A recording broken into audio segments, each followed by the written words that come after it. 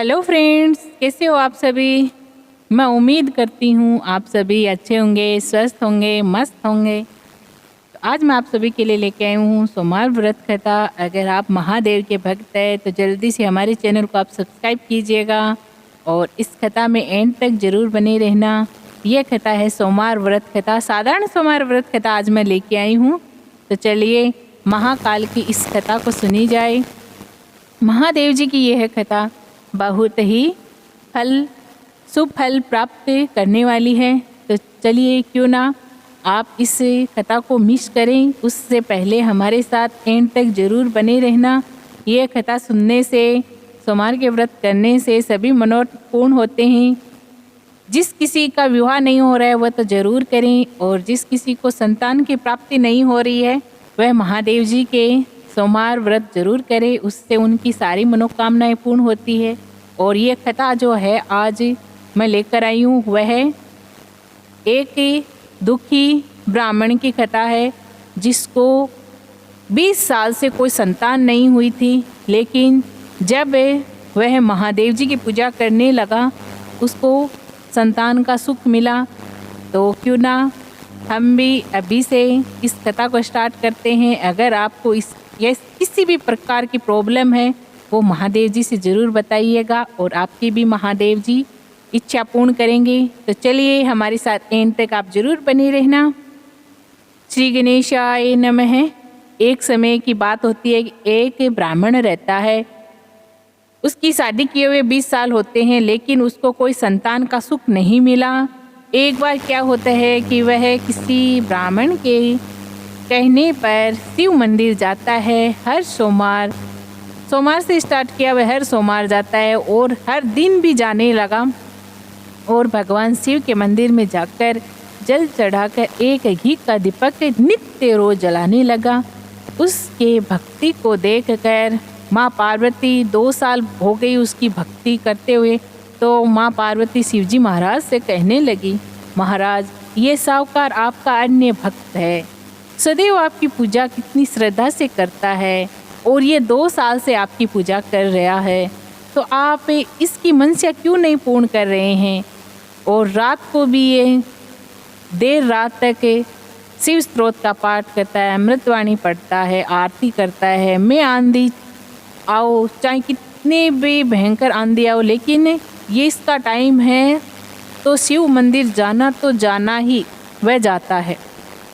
तो माँ पार्वती जी कहती है महादेव जी से कि ये बड़ा ही अन्य भक्त है आपका, आपके शिवलिंग पर सदैव पुष्प जल चढ़ाता है और आपकी श्रद्धा पूर्वक पूजा करता है। अगर इसी को किसी प्रकार का दुख है तो उस दुख को आपको दूर करना चाहिए, नहीं तो इस संसार में आपको कौन मानेगा महादेव जी।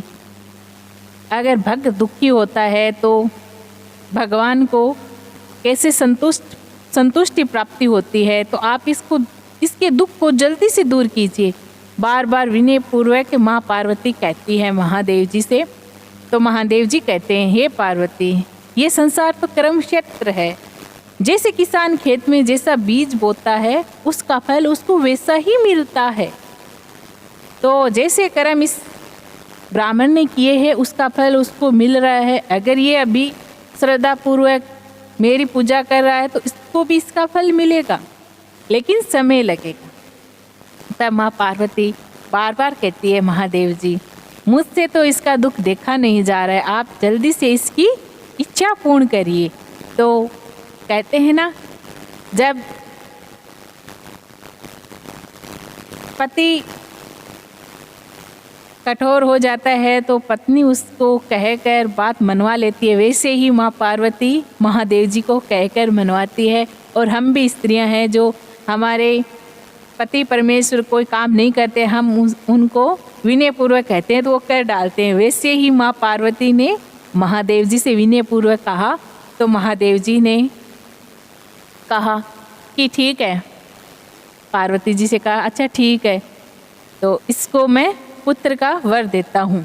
तो महादेव जी ने उसको पुत्र का वरदान दे दिया। तो अब देखो उसको 10वें महीने में उसके घर में एक सुंदर पुत्र का जन्म हुआ। तो वह इतना ही आशीर्वाद में मिला कि यह पुत्र मैं केवल 12 वर्ष तक ही देता हूँ और इसके संतान योग्य है ही नहीं इसके भाग्य में, लेकिन तो भी मैं इसको 12 साल के लिए एक संतान सुख देता हूँ। महादेव जी ने ऐसा कहा और तथास्तु कहकर ब्राह्मण के वहाँ से मंदिर से शिवलोक महादेव जी चले गए। अब क्या होता है, महादेव जी के जाने के पश्चात थोड़े दिन बाद में उसके घर में एक पुत्र का जन्म हुआ।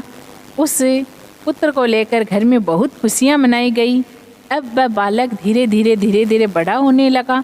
तो वह बालक अब देखो 11 साल का हो जाता है। तो उसकी माता कहती है अपने पति से कि ब्राह्मणी कहती है कि इसका विवाह करना चाहती हूँ मैं। पहले क्या होता, छोटे छोटे बच्चों का ही बाल विवाह हो जाता था। तो ब्राह्मण ने कहा नहीं, अभी इसका विवाह नहीं करूँगा मैं, अभी तो मैं अपने पुत्र को काशी जी पढ़ने के लिए भेजूँगा, उसके बाद में ही इसका विवाह करूँगा।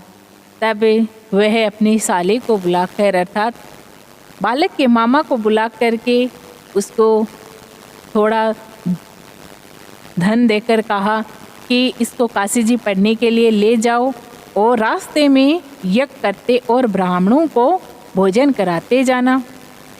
अब वह मामा भांजा चले दिए और जिस स्थान पर भी रुकते वह यज्ञ करते और ब्राह्मणों को भोजन कराते जा रहे थे। एक के शहर में उनको रुकना पड़ा, रात का समय था तो रुकना पड़ा। तो वहाँ पर उन्होंने देखा कि एक कन्या का विवाह था और जो बारात आई थी वह जो दूल्हा था वह एक आंख से काना था। इस बात को लेकर उसका दूल्हे का पिताश्री बहुत ही चिंतित था कि कहीं लड़की वालों को पता चल गया कि मेरे बेटे की एक आंख नहीं है तो विवाह में अड़चन पैदा हो जाएगी। तो उस बात को लेकर वह बहुत दुखी था। सामने ब्राह्मण के लड़के को देखा उसने तो मन में विचार किया क्यों ना इस लड़के से काम चलाया जाए। जो रस्म होती है दूल्हे की सामने आने की वह रस्म इस लड़के से करा लिया जाए और विदाई के समय मैं अपने लड़के को ले आऊँगा और विदा करके और अपनी बहू को ले जाऊँगा। वह इस प्रकार कपट पूर्वक सोचता है। सोच के उसने ये बात कर ली मामा भांजे से, वह राजी हो गए। अब क्या होता है देखो, अब सारी रस्में करा ली और जो फेरों का काम होता है वह भी हो गया और अब वह जाने लगा। तो वह ब्राह्मण का पुत्र था जो महादेव जी के आशीर्वाद से हुआ था, वह बड़ा ही समझदार था। तो उसने उससे जो घंटबंधन होता है उस पर लिख दिया कि जो विवाह हुआ है वह तो मेरे साथ हुआ है, मैं इस नगर का हूँ, मेरा नाम ये है और जिस लड़के के साथ आपको भेजा जाएगा वह एक अंक का लड़का है, ऐसा उसने लिख दिया। अब वह लड़की जब वो होती है ना जो फेरे हो जाते हैं उसके बाद में लड़की को रूम में ले जाकर खाना खिलाते हैं मायके वाले, तो वो रस्म होने लगी और उसने वह घंटबंधन पर ऐसा लिखा देखा। तो वह लड़की बहुत समझदार थी, उसने अपने माता पिता से ये बात कर दी कि मेरा विवाह तो किसी और के साथ हुआ है लेकिन जिसके साथ मुझको भेजा जाएगा वह एक अंक का लड़का है। अब तुरंत ही घर में एक अलग ही माहौल बन गया। तो जो दूल्हे का विवाह था, दूल्हे के पिता से जल्दी से बात की गई तो दूल्हे का जो पिताश्री थे उनके मुखमंडल पर उदासी छा गई। क्यों, झूठ तो झूठ ही होता है ना, झूठ जल्दी पकड़ा जाता है, चाहे कितना ही छुपा दो, एक झूठ के लिए 100 झूठ बोलना पड़ता है। तो वह झूठ को छुपाने के लिए कितना ही झूठ बोला, कितना ही प्रयत्न किया, लेकिन उसका झूठ चला नहीं। तो अब क्या होता है सुनो। अब वह बारात तो चली गई और वह मामा भांजा काशी जी पहुंच गए। अब क्या होता है, काशी जी के मायन वह पढ़ना और ये करना आरंभ कर दिया। अब उस बालक की आयु 12 साल पूर्व हुई। तो वह मामा जी से कहता है, वह ब्राह्मण का लड़का कि आज मेरी मामा जी तबीयत ठीक नहीं है। मामा जी ने कहा तुम अंदर जाकर सो जाओ, मैं काम कर रहा हूँ यहाँ पे यज्ञ का। तो वह अंदर जाकर सो गया और उसके प्राण निकल गए। अब संयोगवश देखो, माँ पार्वती और महादेव जी वहीं से भ्रमण करते हुए कुटिया की तरफ से जाने लगे। तो उसका मामा माँ भांजे को देख देख कर रो रहा था जोर जोर से। तो माँ पार्वती महादेव जी से कहती है, महादेव जी चलिए ना, जाकर देखते हैं कौन दुखिया रो रहा है। तो महादेव जी और माँ पार्वती जाकर देखते हैं। तो माँ पार्वती कहती है, महादेव जी ये तो उसी सेठ का लड़का है जो हमारे वरदान से हुआ था। तब महादेव जी कहते हैं, हे पार्वती, इस बालक की इतनी आयु थी सो ये भोग चुका है। तब पार्वती माँ कहती है, महादेव जी इस बालक को और आयु दो, नहीं तो इसके माता पिता इसके वियोग में तड़प तड़प कर ही मर जाएंगे। तब माँ पार्वती जी के कहने पर महादेव जी उसको जीवन वरदान दे देते हैं। अब वह बालक जी उठा और महादेव जी और माँ पार्वती जी तो कैलाश चले गए। अब वह मामा भांजा पहले की तरह ही सारा काम करने लगे। ये करते करते घर की तरफ, काशी जी पढ़ाई होने के बाद, पूर्ण होने के बाद घर की तरफ चले।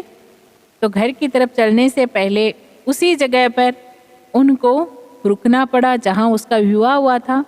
तो वहाँ पर किसी ने देख लिया उस ब्राह्मण के बालक को। तो लड़की वालों ने उसको घर लेकर खूब खातिरदारी की और लड़की को साथ में उसको विदा किया। वहाँ से विदाई होने के बाद मामा ने सोचा क्यों ना पहले घर में जाकर खबर कर आता हूँ, बहू घर में जा रही है तो क्यों ना थोड़ी वेलकम की अच्छी से तैयारी हो जाए। तो उसी सोच से वह पहले घर जाता है मामा और सारी बात घर पर जाकर बताता है। तो जीजा जी ने उसकी बात नहीं मानी। वह शपथ पूर्वक कहता है कि आपका बालक बहुत सा धन लेकर आया है, बहू के साथ आ रहा है, उसका विवाह भी हो गया है महादेव जी की कृपा से। तो वह जीजा जी ने उसकी बात मानी और खूब स्वागत की अच्छे से तैयारी की गई और धूमधाम से उनका स्वागत किया गया। और महादेव जी के कृपा से वह ब्राह्मण और ब्राह्मणी सुख भोगने लगे। इस लोक में सुख भोग कर वह अंत तक दीर्घ काल तक जीवित रहे और अंत में वे महादेव जी के पास गए। बोलो ओम नमः शिवाय, हर हर महादेव। अगर आपको ये कथा पसंद आई हो तो भक्तों लाइक कीजिएगा, और कथा में कोई कमी हो तो कमेंट में ज़रूर बताना। सभी बोले ओम नमः शिवाय। फिर मिलते हैं, तब तक के लिए राधे कृष्णा सभी को।